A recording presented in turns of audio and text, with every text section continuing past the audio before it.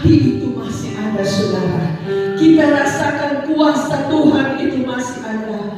Jangan sampai kita diintimidasi oleh iblis sehingga kita lemah lesu. Tetapi biar kita bangkit semangat karena kedatangan Tuhan tidak lama lagi. Jangan sampai kita tertinggal, saudara. Kita bersemangat untuk maju mengiring Tuhan. Kita akan menyekor ini dengan girang-girang, rasakan kuasa Allah. Kita akan sambung dengan api Kristus, karena api itu ada di dalam kehidupan kita. Kita menyekor ini, rasakan kuasa Allah. Haleluya. Kita menyanyi dengan semangat. Haleluya.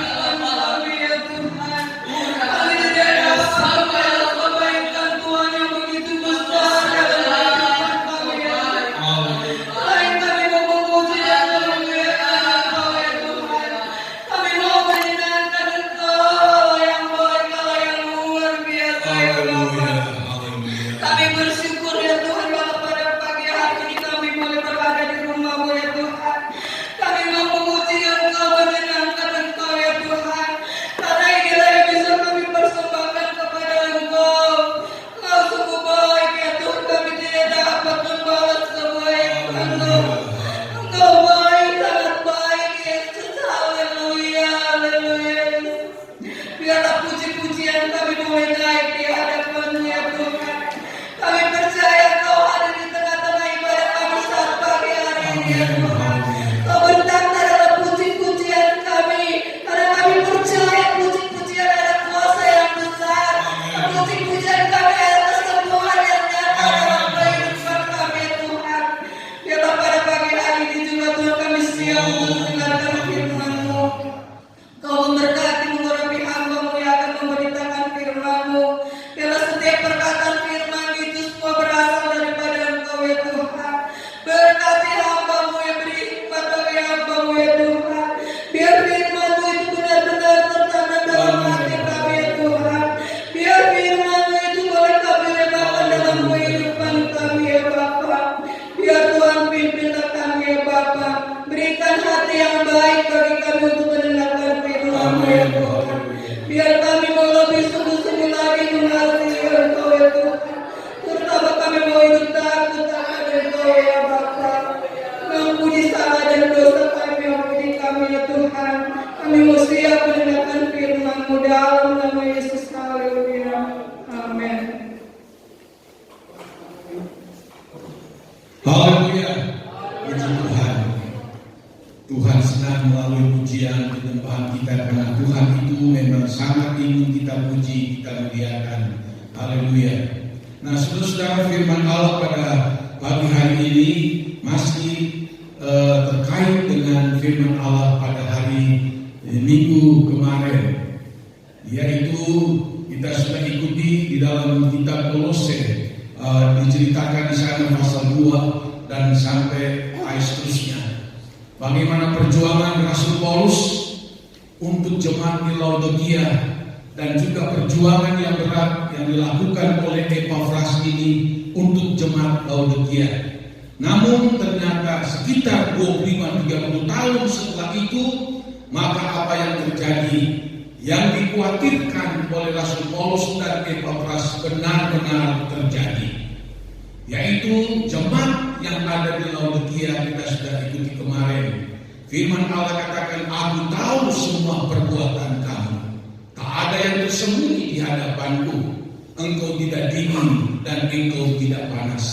Maka itu sebabnya aku akan memuntahkan engkau. Lalu kata dari Tuhan Yesus, sebab apa? Karena engkau mengatakan bahwa engkau adalah orang yang kaya. Ya, aku kaya dan telah memperkayakan diriku dan aku tidak kekurangan apa-apa. Secara finansial jemaat Laodikia sukses. Mereka banyak sekali kekayaan yang mereka dapati. Banyak mungkin deposito yang mereka simpan di bank barangkali waktu itu. Oh, segalanya kaya, tidak kekurangan sesuatu apapun. Tapi Tuhan berkata bahwa engkau orang yang sial, orang yang malang, engkau orang yang melarat, engkau orang yang miskin, dan engkau orang yang buta, dan engkau orang yang telanjang. Artinya, melihat 5 hal yang terjadi pada jemaat ini, tidak ada harapan sebetulnya mereka itu bisa akan masuk surga. Tidak. Telanjang di hadapan Tuhan, buta di hadapan Tuhan, miskin di hadapan Tuhan, melarat di hadapan Tuhan, malang di hadapan Tuhan. Bagaimana mereka bisa akan memasuki kerajaan surga? Tidak akan mungkin. Nah, jadi betapa tragisnya keadaan jemaat yang ada di Laodikia ini. Namun kita ikuti firman Allah di dalam ayat 18. Dalam Wahyu 3 saya bacakan. Kalau sudah dapat tidak apa-apa, tidak duduk, kita bacakan firman Allah ini. Dalam Wahyu 3 ayat 18 kita baca sama-sama 2, 3. Maka aku menasihatkan engkau supaya engkau membeli daripadaku emas yang telah dimurnikan dalam api, agar engkau menjadi kaya, dan juga pakaian putih supaya engkau memakainya, agar jangan kelihatan ketelanjanganmu yang memalukan, dan bagi minyak untuk melunas matamu, supaya engkau dapat melihat. Barang siapa kukasihi, ia kutegur dan kuhajar. Sebab itu relakanlah hatimu dan bertobatlah. Lihat, aku berdiri di muka pintu dan mengetok. Jikalau ada orang yang mendengar suaraku dan membukakan pintu, aku akan masuk mendapatkannya, dan aku makan bersama-sama dengan dia, dan ia bersama-sama dengan aku. Tuhan itu masih sayang kepada jemaat yang sudah hancur lebur ini. Maka Tuhan memberikan solusi kepada mereka. Karena Tuhan memang mencintai setiap orang yang percaya. Nah, di sini Tuhan menawarkan kepada mereka begini, aku menasihati engkau supaya engkau membeli emas yang daripadaku yang telah dimurnikan di dalam api. Apa sih pengertiannya ini? Tuhan tawarkan bukan emas yang sesungguhnya emas itu, bukan. Tetapi emas ini adalah menggambarkan tentang iman. Iman yang harus mereka miliki kembali. Dan iman yang mereka miliki dapatkan kembali itu bukan iman yang biasa-biasa, tetapi iman yang sungguh-sungguh kepada Tuhan. Iman yang begitu kuat, begitu hebat, seperti yang kita sudah ikuti beberapa kali firman Allah yang lalu. Iman yang seperti itu yang kamu harus miliki. Kalau engkau ingin masuk ke dalam surga, aku tawarkan engkau, berilah kepadaku iman yang sudah dimurnikan dengan api. Iman yang sudah dimurnikan dengan api itu tidak mudah. Seperti emas, makin dibakar, makin kelihatan aslinya, makin kelihatan murninya. Saya dulu sudah pernah melihat orang membakar emas untuk mengeluarkan kotoran-kotoran. Makin dibakar dengan api, dengan derajat yang sangat tinggi, maka sama-sama yang ada bercampur itu dia akan keluar sendirinya oleh karena panasnya api. Lalu yang tertinggal itu adalah emas yang murni. Nah, ini yang Tuhan tawarkan. Belilah emas yang sudah dimurnikan dengan api. Artinya engkau kembali percaya sungguh-sungguh kepadaku. Engkau kembali beriman sungguh-sungguh kepadaku. Milikilah iman yang kuat, yang serius, iman yang bukan asal-asalan. Dan iman itu dikatakan yang sudah dimurnikan dengan api. Saya ingat dalam 1 Petrus pasalnya yang pertama, di situ dikatakan begini firman Tuhan. 1 Petrus pasal 1 dikatakan di dalam ayat 5 berkata begini, yaitu kamu yang dipelihara dalam kekuatan Allah, karena imanmu sementara kamu menantikan keselamatan yang telah tersedia untuk dinyatakan pada akhir zaman akhir. Bergembiralah akan hal itu, sekalipun sekarang ini kamu seketika harus berduka cita oleh berbagai-bagai pencobaan. Maksud semuanya itu ialah untuk membuktikan kemurnian imanmu yang jauh lebih tinggi nilainya dari emas yang fana, yang diuji kemurniannya dengan api, sehingga kamu beroleh puji-pujian dan kemuliaan dan kehormatan pada hari Yesus Kristus menyatakan dirinya. Iman yang kokoh, iman yang kuat itu, yaitu harus diproses, harus dibentuk dengan berbagai-bagai cobaan. Bukan cuma 1, 2, 3. Allah izinkan izinkan berbagai-bagai cobaan menimpa kita. Untuk apa? Menguji iman kita. Iman kita kuatkah atau tidak? Apakah iman kita mudah lemah? Apakah iman kita bergoncang pada waktu ada ujian, ada tantangan, ada masalah yang terjadi? Dalam ayat ini kita lihat untuk membuktikan kemurnian imanmu. Maka dikatakan dalam ayat ini, yang diuji kemurniannya dengan api. Jadi jangan mengharapkan, oh saya ingin masuk surga hanya dengan santai-santai saja. Oh hanya dengan bersenang-senang saja. Tidak. Ya, kita orang beriman harus diuji dulu. Bukan hanya berkata, oh saya orang percaya, saya sudah dibaptis, sudah cukup. Tidak. Iman kita diuji seperti diuji dengan emas yang diuji dengan api sehingga kelihatan aslinya, kelihatan murninya. Jadi itu cara dari Tuhan.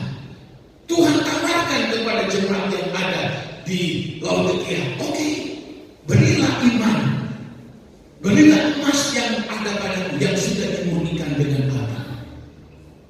Jadi ke surga itu tidak instan. Banyak ajaran yang muncul apalagi akhir zaman ini seolah-olah percaya Tuhan itu masuk surga. Tidak, itu ajaran sesat. Tidak, kita harus diuji seperti emas yang dibakar dengan api. Makin diuji dan keluarlah emas yang murni. Begitu juga dengan saya dan saudara-saudara. Tuhan Yesus dia berkata begini, bahwa aku adalah pintu, katanya.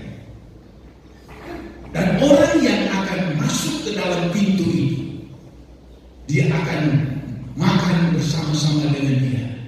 Dan orang yang meloncat ke tembok tidak melalui pintu, Tuhan Yesus katakan dalam Yohanes 10, mereka adalah perampok dan pencuri.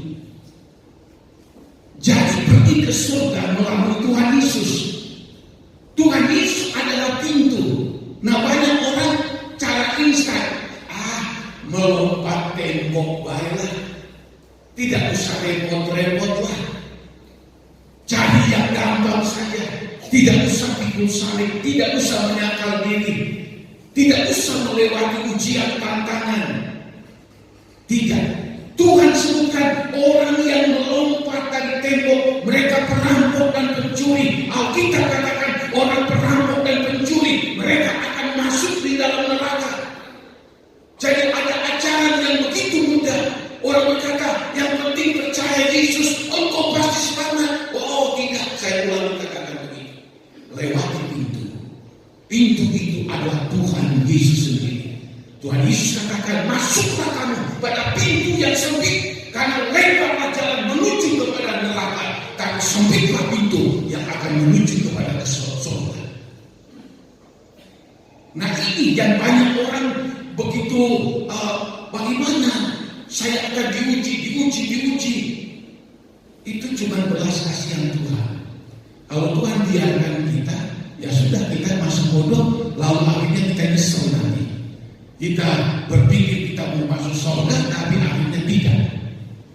Nah Tuhan tawarkan kepada jemaat di Laodikia, meskipun engkau orang malang, engkau miskin, engkau buta, engkau telanjang, engkau melarat, oke, aku tawarkan. Berilah emas yang sudah dimurnikan dengan api. Engkau kembali bertobat, sungguh-sungguh percaya sama Tuhan, sungguh-sungguh beriman sama Tuhan. Tidak ada yang lain. Engkau tidak perlu beriman dengan uangmu, dengan harta kekayaanmu, dengan bisnismu yang hebat sekalipun. Percuma itu. Sebab engkau hanya kedapatan miskin, malang, buta, dan telanjang. Engkau harus bertobat. Engkau harus lagi malu. Engkau harus pikul salib. Engkau harus menyangkal diri. Itulah Tuhan tawarkan kepada jemaat Laodikia. Ayo, kalau engkau ingin masuk surga, berilah emas yang sudah dimurnikan dengan api. Ayub berkata di dalam Ayub 23 ayat 10, Tuhan tahu jalan hidupku. Dan kalau Tuhan menguji aku, maka aku akan keluar seperti emas. Ayub diuji dengan kekayaannya habis seketika. 10 anaknya mati. Dia menjadi orang yang melarat, atau dia menjadi orang yang miskin, bangkrut luar biasa. Memang itu karena seizin Tuhan. Belum lagi penyakitnya dari telapak sampai di kepala. Tapi dia berkata begini, Tuhan tahu jalanku, Tuhan tahu jalan hidupku. Kalau Engkau menguji aku Tuhan, aku tidak menyerah, aku tidak mundur, aku tidak bersungut, tidak, tapi aku akan keluar seperti emas. Ini tipe orang Kristen yang Allah suka. Allah izinkan kita diuji. Tujuannya apa? Supaya kita menjadi murni di dalam Tuhan. Kita mengikut Tuhan, tidak ada motivasi lain apapun selain mengasihi dan melakukan segala perintah Tuhan. Ini yang Tuhan mau. Nah, pertanyaannya, maukah kita akan diuji seperti emas sehingga menjadi emas yang tulen, emas yang murni? Di dalam Mazmur banyak sekali ayat, Zakaria banyak sekali ayat bahwa Tuhan memurnikan kita seperti memurnikan perak. Tuhan memurnikan kita seperti memurnikan emas. Daud juga berkata, Tuhan, Engkau memurnikan aku seperti memurnikan emas dan api. Jadi ini yang harus kita pahami, saudara. Jemaat kalau dia oke, aku tawarkan, berilah. Jadi ada harga yang harus jemaat Laodikia bayar. Kalau engkau masuk surga, engkau harus membayar harga, yaitu harga apa yang dibayar. Engkau harus mendapatkan iman yang murni, yang seperti emas yang dibakar dengan api. Terserah kau lakukan, oke. Kau tidak lakukan, itu urusanmu. Harus kembali kepada dasar. Sebab surga tidak instan. Surga itu harus didapati dengan perjuangan. Di dalam Injil Lukas 13, orang datang kepada Tuhan Yesus. Tuhan, sedikitkah orang yang akan masuk surga? Tuhan jawab apa? Berjuanglah kamu. Masuk pada pintu yang sempit. Karena banyak orang yang ingin masuk tetapi tidak dapat. Banyak orang yang ingin masuk surga tapi tidak bisa. Banyak orang yang mengaku Kristen bermimpi masuk surga tapi tidak bisa. Kenapa? Mereka tidak berjuang untuk masuk melalui pintu yang sempit. Mereka tidak mau bagikan dibakar dengan ujian api bertubi-tubi.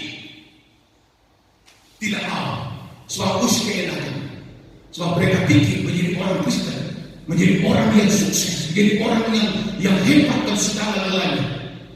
Jemaat Laodikia, Tuhan katakan, siraiku, wong miskin, wong melarat, malang sial, buta telanjang, sila banggain harta sila, banggain emasnya sila yang banyak, deposito yang banyak. Tidak ada artinya dia dalam Tuhan. Di surga saja lantainya dari emas bisa dibayangkan, sudah. Nah, Tuhan tawarkan, ayo harus kembali kepada firman Tuhan, harus kembali kepada dasar. Tidak bisa tidak, berilah emas yang daripadaku yang sudah dimurnikan dengan api.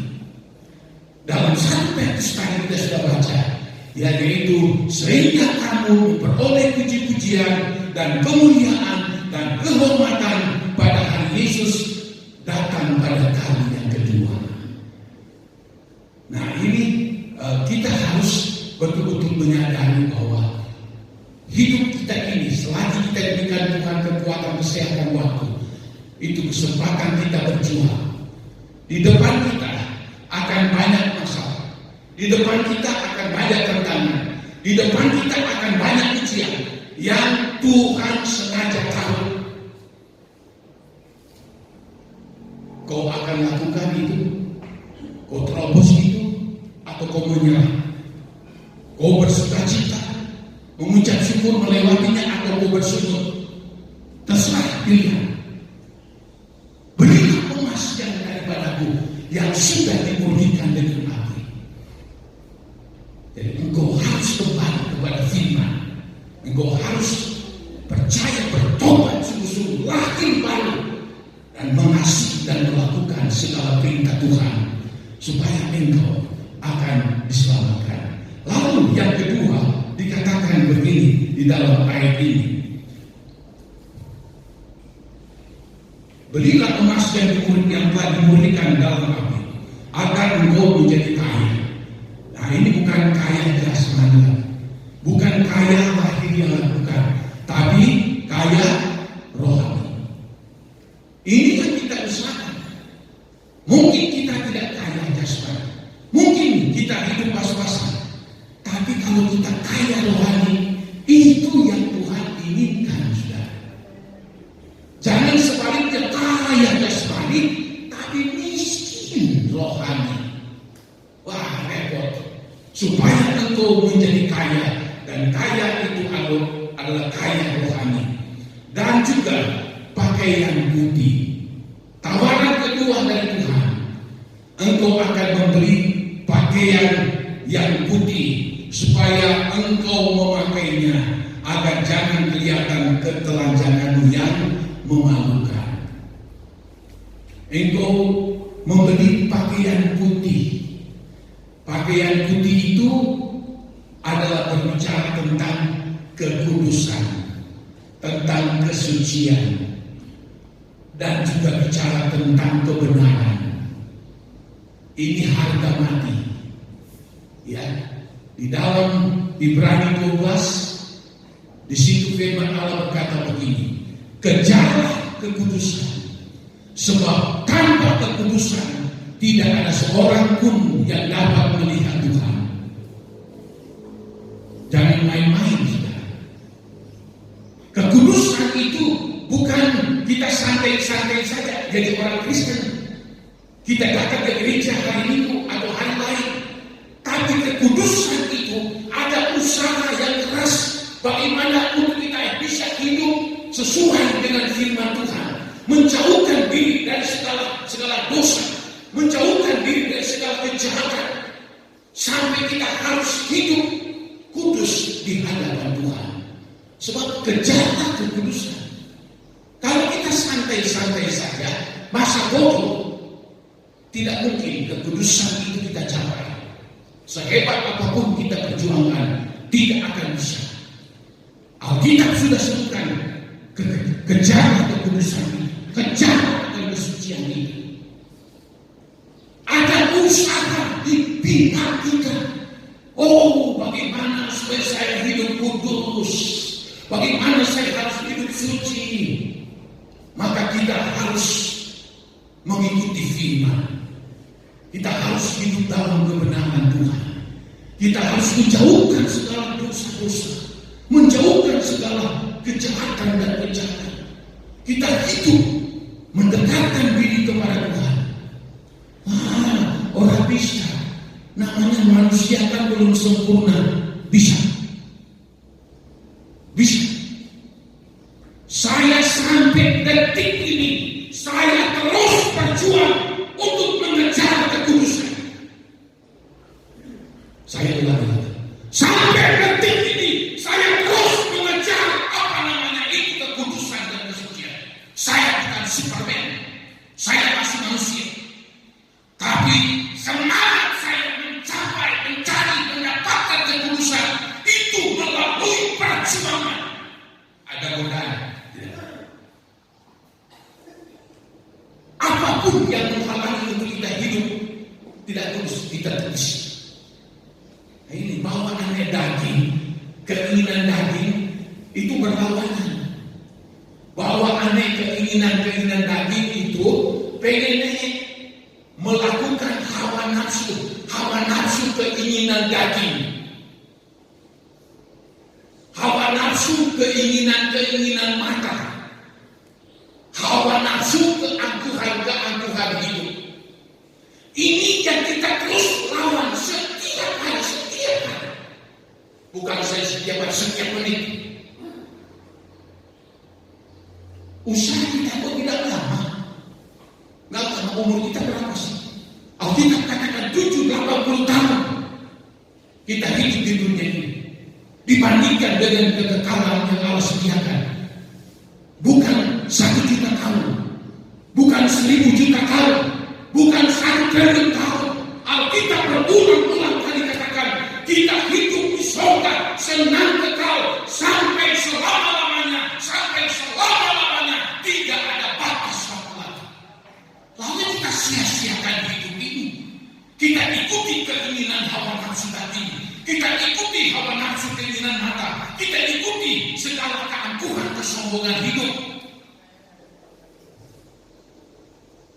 Maka ini yang kita perjuangkan. Bagaimana untuk hidup menyenangkan hati Tuhan. Sebab di surga itu tidak ada orang yang hidup di dalam dosa. Tidak ada. Tuhan aja kudus, firman Allah katakan. Tidak ada seorang pun yang akan tinggal di surga lalu hidupnya moralnya becah, hidupnya tidak bertobat, hidupnya masih dalam segala keinginan hawa nafsu dosa, hawa nafsu keinginan mata dan keangkuhan ini. Tidak akan mungkin. Tidak bisa. Kita berjuang. Tuhan tolong saya. Saya memang manusia, tapi saya akan berusaha supaya saya akan berjuang untuk hidup benar. Kiri kanan banyak godaan, di belakang banyak godaan, di depan banyak tantangan dan ujian. Yang iblis juga tahu, dan Allah juga izinkan menguji kita. Ayo, kamu akan bagaimana hadapi hidup? Mumpung lah kasih dalam, mumpung lagi beliau, oh pendeta beliau, ya apa terobos Tuhan berkata, aku tahu segala perbuatan kamu. Untuk hidup kudus tidak gampang, tapi harus kita perjuangkan, harus kita cekkan. Kita katakan di dalam Amsal 23:23, berilah kebenaran dan jangan itu menjual. Jadi kebenaran itu, kekudusan itu dikejar, dan kebenaran itu harus harga yang kita bayar. Supaya kita bagaimana kita hidup benar. Bagaimana? Pertama saya sudah pernah katakan dulu bahwa kita berdosa, tapi oleh pengorbanan Yesus Kristus di atas bukit Golgota, maka Tuhan menghapus dosa kita sebab kita percaya menerima Dia sebagai Tuhan dan Juru Selamat. Kita yang tadinya orang berdosa, lalu kita dibenarkan melalui pengorbanan dari Tuhan Yesus Kristus. Kita bersyukur, ya, karena dosa-dosa kita lama Tuhan sudah ampuni dan Tuhan sudah berikan pengampunan dalam hidup kita. Tapi kejarlah kebenaran. Apa sih itu mengejar kebenaran? Firman Allah itu dikatakan dalam Yohanes 17 ayat 17, firman-Mu adalah kebenaran. Apa yang harus kita kerjakan? Oh, saya sudah percaya Tuhan, tidak berhenti di situ. Bagaimana kita mendapatkan, memiliki kebenaran daripada Tuhan? Yaitu kita melakukan perintah-perintah daripada Tuhan. Perintah Tuhan itulah firman, itulah kebenaran. Lalu kita turuti, kita melakukan kebenaran. Jadi kita itu akan hidup makin hari, makin hidup benar oleh pengarahan firman, oleh karena Roh Kudus menuntun kita, sehingga kita itu makin hari makin kita memiliki kebenaran yang daripada Tuhan. Ini yang harus kita perjuangkan. Oh, bagaimana saya itu mendapatkan kebenaran demi kebenaran? Yaitu mendengar firman dan melakukan firman. firman Allah itu. Oh, saya cuma dengar saja, tapi mau untuk melakukannya. Oh, percuma, tidak ada arti. Yakobus berkata, orang yang beriman harus dilakukan atau diikuti dengan melakukan. Tanpa iman dan perbuatan tidak akan diselamatkan. Harus ditindaklanjuti. Kita tidak akan disebut melakukan kebenaran Allah, tapi cuma karena beriman. Kita pasif. Kita tidak melakukan apa-apa. Percuma, tidak ada kebenaran. Setiap kali kita melakukan apa yang Tuhan perintahkan, ya itu ditulis oleh Tuhan. Apapun yang kita lakukan. Bahkan di dalam Injil Matius, Tuhan Yesus berkata begini, secangkir air putih pun tidak akan hilang upahnya. Tuhan berbicara tentang apa? Tentang pemberian, tentang persembahan. Secangkir ini saja kita memberikan untuk Tuhan dan pekerjaan Tuhan, atau dia sebagai hamba Tuhan. Itu Tuhan sudah hitung itu. Apalagi kita memberi lebih dari satu cangkir, apalagi kita memberi lebih dan lebih lagi untuk Tuhan dan pekerjaan Tuhan. Sebab itu semua akan dihitung sebagai suatu kebenaran, suatu kebenaran. Makin lama kita melakukan kebenaran Allah, maka kita makin mengumpulkan kebenaran demi kebenaran. Berilah kebenaran. Pakaian putih yang bicara kekudusan dan juga bicara tentang kebenaran. Tidak ada sorga itu memang pemberian Tuhan, tetapi tidak didapati dengan gratis. Kalau saudara membaca Alkitab, tidak sempat diuraikan satu persatu. Tuhan itu begitu baik. Dia ampuni kita, dia selamatkan kita. Lalu apa? Dia janjikan kita untuk apa? Untuk mendapat hidup yang kekal selama-lamanya. Bukan main. Dan hidup kekal di surga. Kita tidak perlu capek, tidak perlu bekerja, tidak perlu datang, tidak perlu lagi. Itu tanggungan dari Tuhan. Lalu apa? Tuhan mengatakan, maka aku pergi untuk membuat rumah untuk kamu. Rumah di dunia ada yang dihargai bermiliar-miliar. Saya pernah baca di satu media, ada seorang artis mempunyai rumah yang sekian ratus miliar di Amerika. Tidak sebanding dengan rumah yang Tuhan bangun. Arsiteknya saja Tuhan. Bahan-bahannya bukan dari dunia. Bahan-bahannya bahan materialnya di sorga.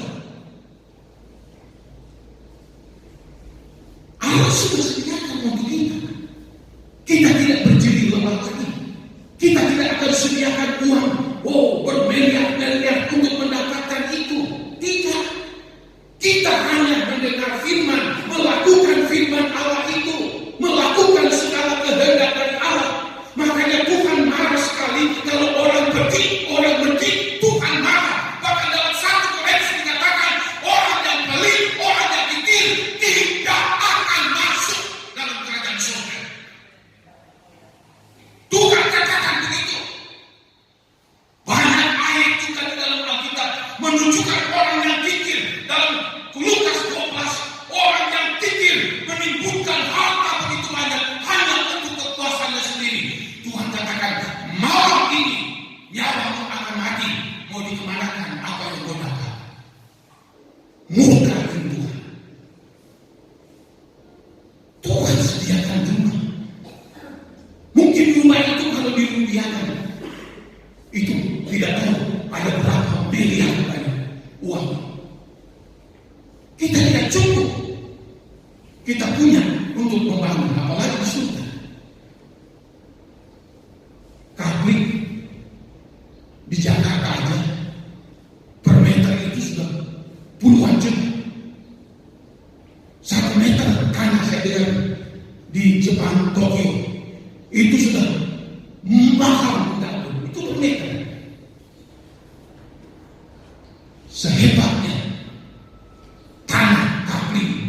meteran yang ada di dunia ini sama halnya tidak sebanding dengan tanah yang ada di dalam surga. Kita bayar dengan apa? Cuma iman, percaya, melakukan firman Allah. Ini kesempatan bagi kita. Saya keras mungkin sampaikan firman Allah ini, tapi Roh Kudus berkobar-kobar dalam pribadi saya. Sampaikan firman Allah, sampaikan firman Allah. Sebab sering banyak sebenarnya saya terang-terang katakan, kalau sudah berbicara tentang korban, maka orang korban mana? Sudah bawa perpuluhan diri Tuhan, apa? Kenapa? Cuma 1/10 kok pakai hitung-hitungan. Bayangin saja. Kemarin kami ibadah di satu gereja besar, jemaat yang banyak. Dia katakan begini, heran sekali. Akhir zaman ini banyak orang yang mempersoalkan berdoa. Waktu zaman Taurat saja, orang Israel hanya mempersembahkan lembu paling hebat atau kambing atau domba. Mereka disuruh harus bawa persekutuan. Apalagi kita akhir zaman, itu cuma domba, cuma kambing. Tetapi kita yang menebus kita bukan kambing domba, bukan sapi, tetapi Yesus Kristus yang disebut anak domba Allah, dan dia adalah Allah. Lalu cuma 1/10 hitung-hitungan, itu aritmetik pelik kikir. Waktu saya ikuti pendeta itu, wow, hebat banget ini. Tapi saya renungkan, iya betul. Apa yang Tuhan sediakan bagi kita tidak sebanding dengan apa yang kita kasih Tuhan. Ini penting sekali. Tuhan berkata, belilah pakaian. Itu kebenaran dan kekudusan. Setiap kali kita melakukan kebenaran, Alkitab katakan diperhitungkan sebagai kebenaran. Waktu Abraham mempersembahkan anaknya dalam kitab Roma, dalam kitab Kejadian, dalam kitab Yakobus, waktu Abraham mempersembahkan anaknya yang dia sangat kasihi, maka Tuhan berkenan. Lalu dikatakan Tuhan memperhitungkan perbuatan Abraham sebagai kebenaran. Tuhan tidak minta kambing domba Abraham yang banyak, tidak. Tuhan puji Abraham, bawa anakmu persembahkan di gunung Moria. Mungkin kalau Abraham tahu, Tuhan, jangan dia anakmu yang aku kasih, seluruh kekayaan saya saja, kambing domba unta semuanya. Tapi dia tidak komplain sama Tuhan. Bagi Abraham, Ishak itu segala-galanya. Itu yang Tuhan minta. Dia lakukan. Lalu waktu dia lakukan, saya ulang berapa ayat berkata, maka waktu itu Allah perhitungkan itu sebagai kebenaran. Pertanyaannya, berapa banyak yang kita lakukan? Pengorbanan kita yang kita lakukan. Apakah korban materi untuk pekerjaan Tuhan? Korban persekutuan. Lalu itu akan membuahkan kebenaran yang dilihat oleh Allah atau tidak? Abraham persembahkan anaknya yang tunggal yang dia sangat kasihi, tidak sebanding dengan seluruh kekayaan yang dia miliki. Dia berikan. Saya ulangi, firman Allah katakan, Allah perhitungkan itu sebagai kebenaran. Saya tantang saudara pada pagi hari ini, berapa banyak kebenaran yang dilakukan untuk Tuhan, yang nanti Allah perhitungkan itu sebagai kebenaran, sehingga dalam buku kehidupan yang ada nama saudara di situ akan tercatat kebenaran ini, kebenaran ini, kebenaran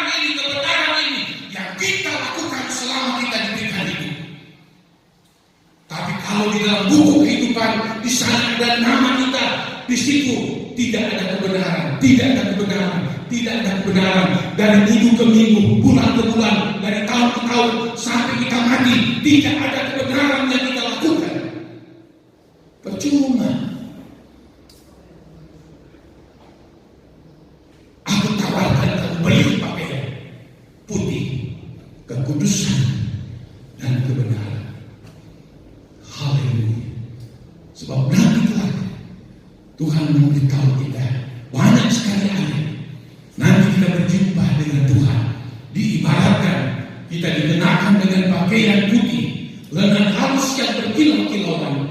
Yang itu adalah itu saya ingat lagi ya, supaya kita tahu ya, perbuatan-perbuatan yang benar itu. Coba saya ingat di dalam Wahyu 19 ayatnya yang ke-6 mulai. Wahyu 19, perjamuan kawin anak domba. Lalu aku mendengar seperti suara himpunan besar orang banyak, seperti desau air bah, dan seperti deru guru yang hebat katanya, haleluya, karena Tuhan Allah kita yang Maha Kuasa telah menjadi Raja. Itulah Tuhan Yesus. 7. Marilah kita bersukaria dan bersorak-sorai dan memuliakan Dia, karena hari perkawinan anak domba telah tiba dan pengantinnya telah siap sedia. Siapa pengantinnya? Saya dan saudara orang percaya. Dan kepadanya, kepada si pengantin itu orang percaya dikaruniakan supaya memakai kain lengan halus yang berkilau-kilauan dan yang putih bersih, bukan putih kotor, putih bersih dan berkilau-kilauan. Ini waktu masuk dalam pesta perjamuan anak domba, kita orang percaya masuk. Sebelum masuk dikenakan pakaian putih, lengan halus berkilau-kilauan. Lalu dikatakan dalam ayat ini, lengan halus itu adalah perbuatan-perbuatan yang benar dari orang-orang kudus dari Tuhan. Saya ulangi, perbuat kain lengan halus itu kita sama-sama baca 2, 3. Lengan halus itu kita sama-sama buka suara. Mulai dari lengan halus 2, 3. Lengan halus itu adalah perbuatan-perbuatan yang benar dari orang-orang kudus. Amin. Dia tidak melakukan perbuatan yang benar. Mana mungkin dia akan dikenakan pakaian putih, lengan halus yang berkilau-kilauan. Setelah diurut, wah pantesan wongnya mendik-pedik dikir. Ya Tuhan juga tahu. Aku tahu segala perbuatanmu. Apakah kita tidak sedih? Jadi orang Kristen begitu lama, tapi ternyata kosong. Lalu kita tidak diberi pakaian lengan halus berwarna putih bersih yang berkilau-kilauan itu sebagai persyaratan masuk di dalam pesta kawin anak domba Allah itu. Mumpung kita masih kuat, mumpung kita masih sehat, mumpung kita masih hidup, ini kesempatan kita memperbaiki diri kita. Oh, saya sudah melakukan mungkin baru sedikit. Saya katakan ini karena saya mengasihi saudara, bukan saya motivasi lagi. Bapak saya tahu kami gembala, saya sudah 50 tahun Tuhan pelihara kami. Tapi saya harus sampaikan firman Allah ini. Oh, banyak sekali firman Allah lembek-lembek. Banyak sekali firman Allah itu mendayu-dayu. Tidak, karena saya tahu firman Allah itu katakan, firman Allah harus sampaikan dengan sekeras apapun, dengan urapan kuasa Roh Kudus. Supaya apa? Supaya cepat paham, cepat mengerti, lalu melakukan firman Allah. Nanti saatnya mati, nanti saatnya Tuhan datang, kita semua diselamatkan dan kita itu akan mendapat semua fasilitas yang Tuhan sediakan. Bayangkan, kita dapat hidup kekal, lalu kita dapat rumah. Alkitab katakan, apa lagi? Tuhan memberikan apa? Suasana penuh dengan kesenangan. Tidak ada susah lagi, Alkitab katakan. Tidak ada lagi rata Kalau baca ini banyak sekali. Tidak ada lagi air mata. Yang ada apa? Situasinya, udaranya di sana, lingkungan di sana, itu penuh dengan kesenangan, penuh dengan sukacita, penuh dengan damai sejahtera. Di mana ada dunia yang seperti ini? Tidak ada. Kita pergi ke mana pada baik. Kita mau pergi saya sudah pernah ke Mesir, pernah ke Eropa, ya, berbagai tempat, pada baik. Namanya masih dunia, ya, namanya masih dunia. Tapi kita tahu dalam firman Allah, di surga yang disediakan oleh Tuhan penuh dengan apa? Kesenangan. Lalu apa lagi? Tuhan memberikan kemuliaan. Kemuliaan. Bayangkan saudara, yang kita tidak pernah lihat di dunia ini, kemuliaan yang Tuhan sudah sediakan untuk kita. Di Dubai, kita sudah pernah ke sana. Ada itu gedung paling tinggi, Khalifa Masjid.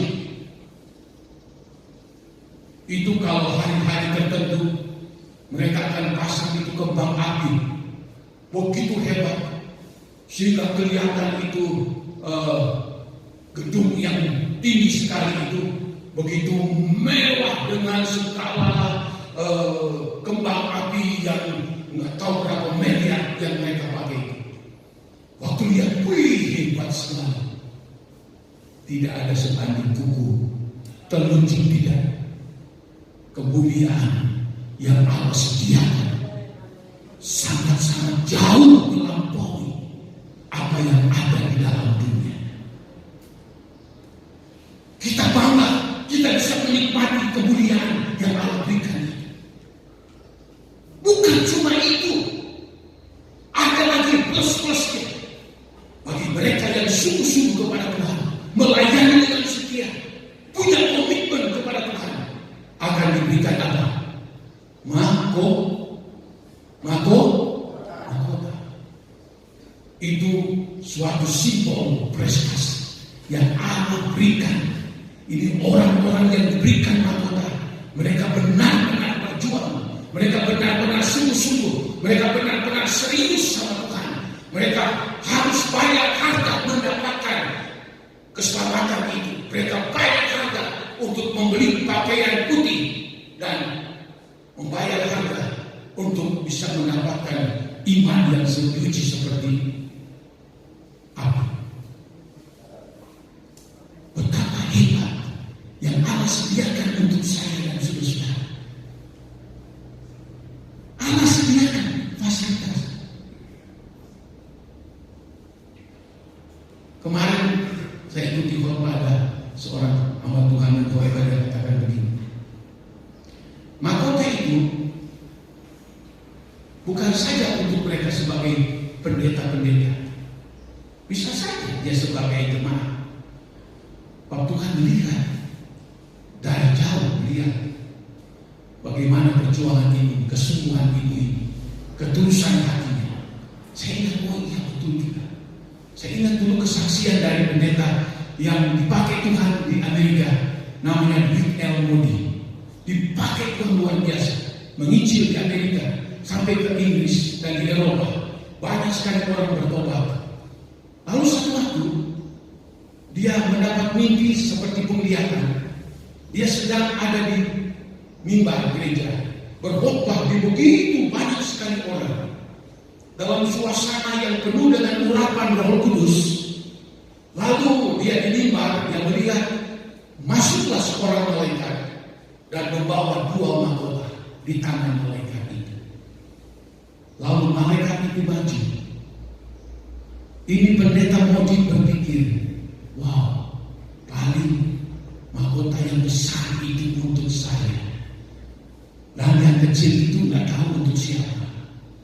Tapi tiba-tiba dalam perjalanan maju ke depan, mahkota yang besar, malaikat bawa kepada seorang ibu janda yang selalu duduk di pojok. Dia kaget. Ya. Lalu setelah dia taruh mahkota kepada ibu janda, dia bawa mahkota kecil kepada pendeta Moody. Pendeta Moni katakan, malaikat, kok kenapa bukan saya yang besar? Kok di kepada ibu janda yang janda yang dapatkan itu? Lalu dia katakan, oh tidak, ibu memang ini janda, tapi dia seorang memiliki iman yang begitu kuat. Dia seorang yang cinta Tuhan. Dia memberi apapun yang dia miliki untuk pekerjaan Tuhan. Dan kau tahu, kau dipakai Tuhan kemana-mana. Doa dari ibu ini, engkau bisa dipakai Tuhan. Karena ibu ini berdoa untuk Anda siang malam. Baru dia sadar, mahkota itu bukan untuk pendeta hebat yang punya jemaat ribuan banyak yang belum tentu.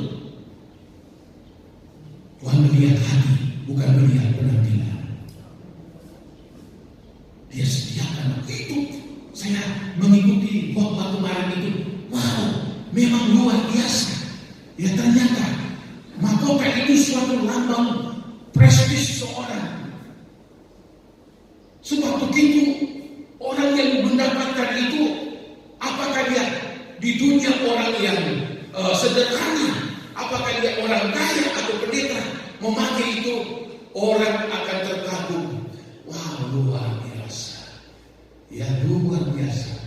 Mahkota daripada Ratu Elizabeth saja harganya bermiliar-miliar, tapi dia mati tidak dibawa. Tapi Tuhan akan berikan. Bayangkan dalam upacara ibadah besar dalam surga. Lalu saudara yang setia, saudara yang sungguh-sungguh mengasihi Tuhan, saudara yang memberi untuk Tuhan dan pekerjaan Tuhan, diperhitungkan semua oleh Tuhan. Lalu kita mendapatkan mahkota, maka banyak orang akan melihat kita. Waduh, hebat.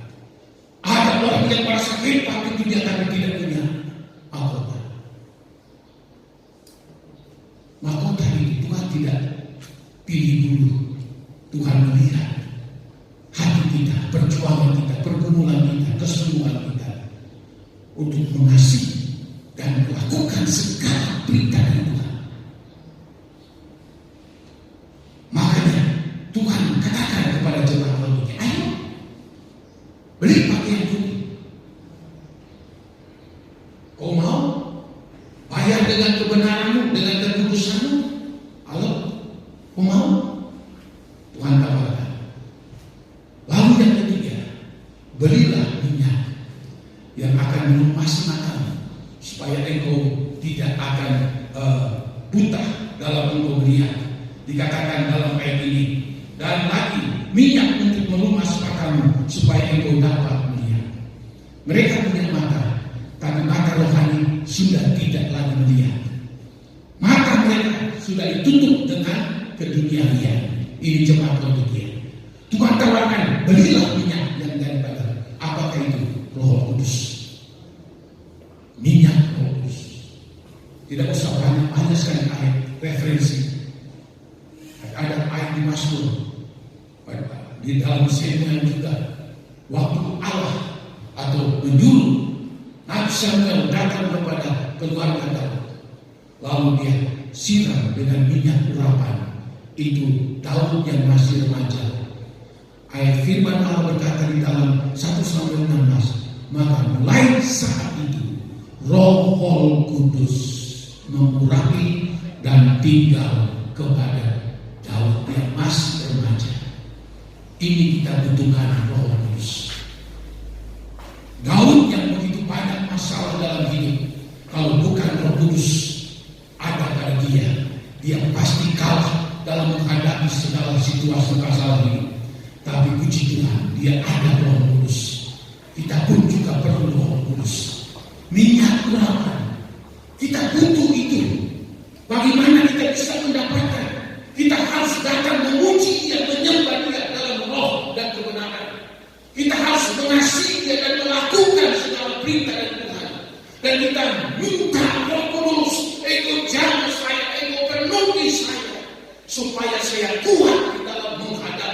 situasi ini sampai Tuhan Yesus datang pada kali yang kedua. Ingat dalam Matius 25 ada 10 anak darah yang sedang menanti-nantikan kedatangan Yesus pada kali yang kedua. Tapi firman Allah katakan apa? Maka Tuhan Yesus terlambat atau belum datang. Lalu mereka menunggu dan menunggu dan menunggu. Tiba-tiba datanglah suara, "Tengok, pengantin Kristus itu datang." 10 anak darah memasang beritanya. Yang 5 bijaksana, mereka itu kehabisan minyak. Tapi ada buli-buli, ada persediaan, perbekalan. Mereka tuang kembali di berita itu nyala. Tapi yang bodoh sama sekali tidak ada persiapan. Lalu yang 5 menghadap Tuhan, masuk dalam pesta perjamuan anak domba. Yang 5 ini meraung-raung dan menangis-menangis karena mereka tidak dapat berjumpa dengan pengantin Kristus itu. Minyak kita butuhkan dalam kehidupan kita. Menghadapi tantangan akhir zaman ini, kita tidak bisa hadapi dengan kekuatan pengalaman kita. Tidak bisa. Ada Roh Kudus. Minyak Roh Kudus kalau ada dalam kehidupan kita, sebesar apapun masalah, tantangan, ujian, godaan sebesar apapun, ada Roh Kudus yang memampukan kita, yang menguatkan kita, sehingga kita tetap tambah kuat, mampu mengatasi semuanya itu sampai Tuhan Yesus datang pada kali yang kedua. Sehingga kita dapatkan bagaikan 5 anak darah yang bijak, yang selalu menyala, pelitanya terus menyala. Namun saya, ada orang Kristen yang dikabarkan 5 anak darah yang bodoh, pelita mereka sudah padam, tidak menyala lagi. Mereka kalah dalam menghadapi cobaan, menghadapi godaan, tantangan ujian. Mereka kalah dan tidak ada minyak lagi, dan mereka tertinggal. Kita tidak mau akan terjadi seperti itu. Makanya Tuhan berfirman, katakan kepada jemaat Laodikia, ada solusi. Berilah emas yang sudah dimurnikan dengan api, berilah pakaian putih supaya engkau pakai dan tidak kedapatan ketelanjanganmu, dan engkau menjadi malu. Berilah minyak yang akan melumas matamu supaya matamu melihat kembali siapakah Tuhan itu. Dunia tidak mampu menyelamatkan kita, tapi hanya Tuhan yang menyelamatkan kita. Saudara-saudara, pagi hari ini 3 hal yang penting yang harus ada pada kita. Iman yang dimurnikan dengan api, memiliki kebenaran dan kekudusan, itu pakaian putih. Minyak itu Roh Kudus yang selalu kita minta kepada Tuhan. Dengan kesetiaan kita mengiring akan Tuhan. 3 hal ini akan kita mendapatkannya dengan kesetiaan kita terus menerus mengiring Tuhan, melakukan segala firman daripada Tuhan. Maka semuanya itu telah akan diganti, dibayar oleh Tuhan.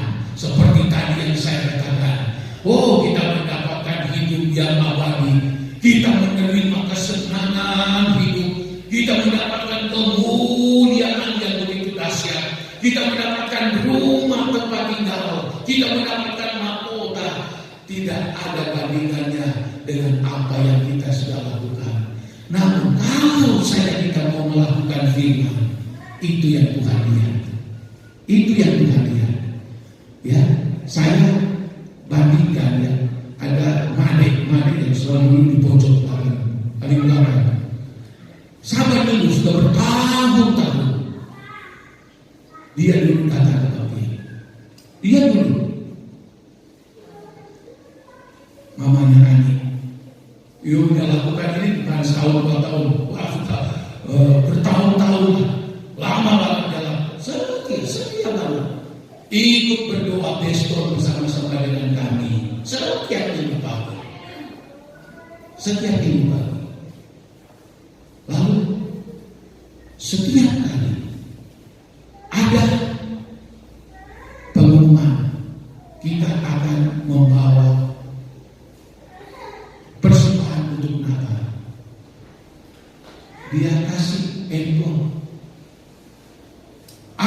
persembahan untuk ucapan syukur, dia kasih amplop.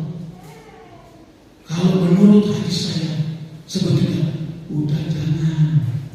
Dalam hati saya berdosa kalau melarang, karena dia iman. Tapi saya tahu keadaannya. Dia kalau kasih korban Natal,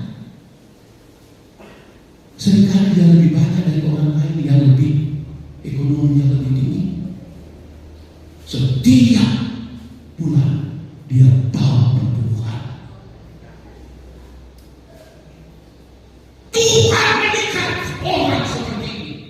Tuhan tidak menilai sedikit dan banyaknya, tapi kesetiaannya di dalam Tuhan, kesetiaannya melakukan firman Allah. Saya kembali terharu apalagi Tuhan. Kalau boleh saya berkata Tuhan, janganlah, maka tidak usah.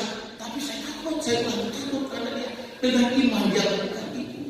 Tidak usah kasih perpuluhan, tidak usah kasih korban syukur, tidak usah kasih korban Natal atau korban ada apa.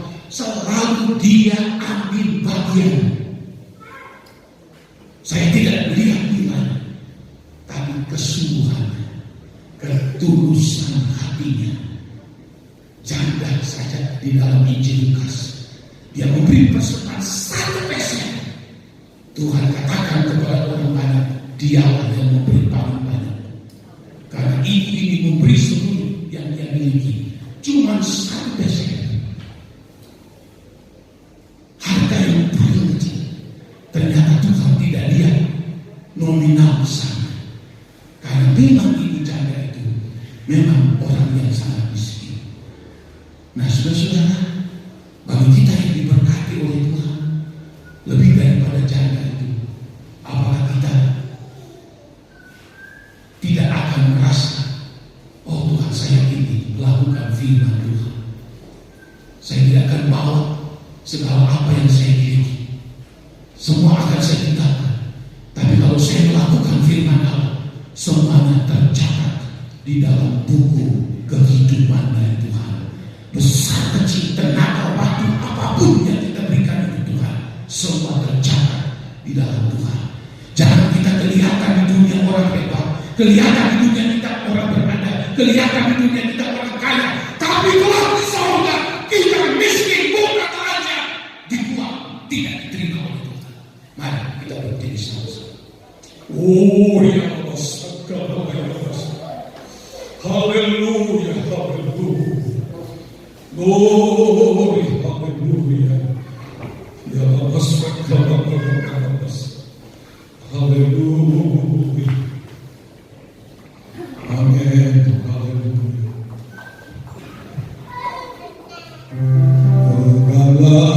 Segala tangan kurus, setiap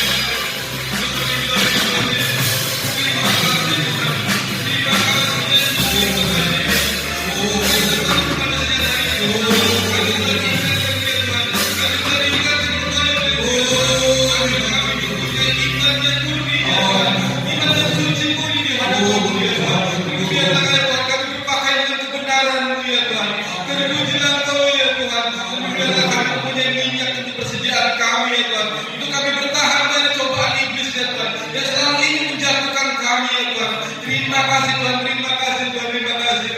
Kami akan berkati lewat firman